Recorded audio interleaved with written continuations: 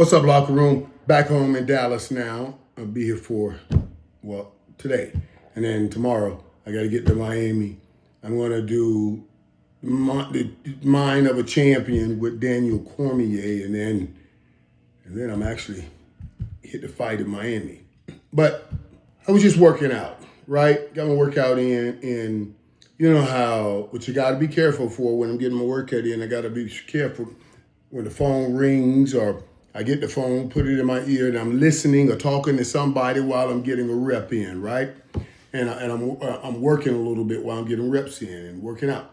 And then I rack the weights, and Liz or somebody or Steve, Gene, somebody said we hang up the phone. So I got to go to the phone, and I hang it up, and now I have the phone in my hand. Whenever you put this phone in your hand, what's next? You hit something. TikTok, Instagram, Snap. You hit something and you start strolling. And I myself, I have to say, put this down. It's not what success is. This is not how you're going to get it. You stay in shape. This is not, I have to tell myself that. We got to tell ourselves that. Because the truth is, you'll sit there and we'll get caught up in these little clips in others' lives. Oh my God, and you don't do what you need to do. My motto has been this. I'm going to do what I have to do before I get to do what I want to do. So I had to put down and get a workout in, but I picked it right back up. And this, when I picked it up and went scrolling, I see stuff that blows my mind, man. I don't know, and I'm sure you guys, there's a clip going around with this young man. Pow, he shoots the gun right by, I guess his girlfriend's head. Or hit a wall or something. All I know is I saw a shell kick out of the gun. And she's over, sitting in a chair against the wall, saying, stop, stop, stop. He's saying, you gonna have my child? You better have my child. While the gun is pointing at her.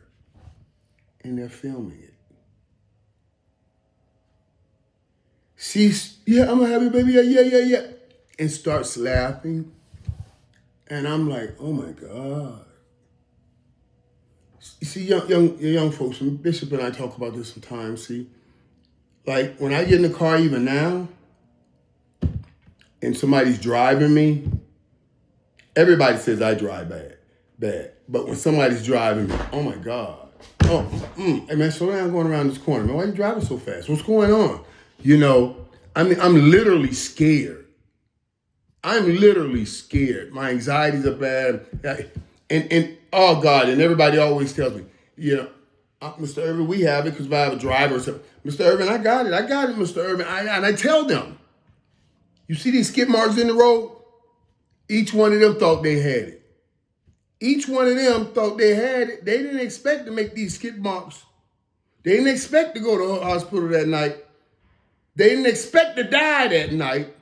They all thought they had it. So be gone with that I have it stuff and be real, And so what Bishop, when we talked about it, he said, when I was trying to get therapy about it, he said, Michael, what happens? I said, I used to drive cars pretty fast myself sometimes. And now, every time somebody else drives, I'm like, oh, wait a minute.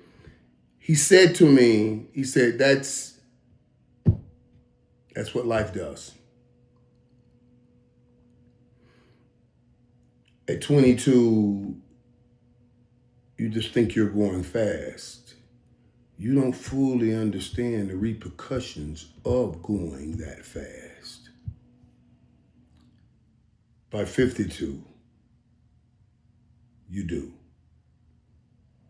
And you're holding on to life so much more that driving that way and cavalierly letting this life go is paralyzing. That's why you keep jumping. Because it matters.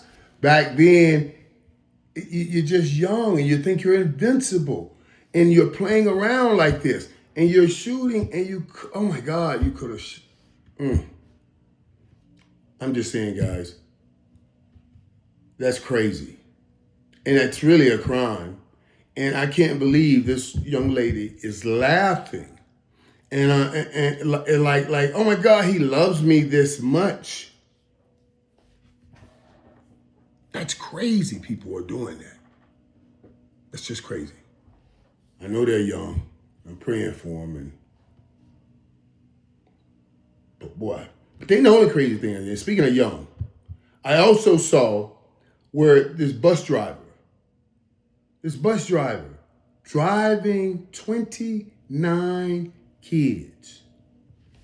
Hears the train coming and the whistle blowing and said, I ain't stopping for no train. And goes across. The train skips and it just nips the back of the bus. Because she was on the track. She moved 2 feet ahead and made the train just nip the back of the bus. You can hear these kids screaming like I don't know what, in total fear as they see this train barreling down on them. They have arrested her, and they needed to arrest her. And then she tried to say, a car in front of her stopped. But those kids have already heard her shout out her true intentions and her true feelings when she said, I ain't stopping for no train. Well, she's stopping now in jail. On a bench in jail is where she's stopping. And there will be no bus picking her up for a good while this time, because that is a crime and she is going to do some time. And the parents, I know they are in full outrage right now. And I don't blame them. Yeah. I don't blame them.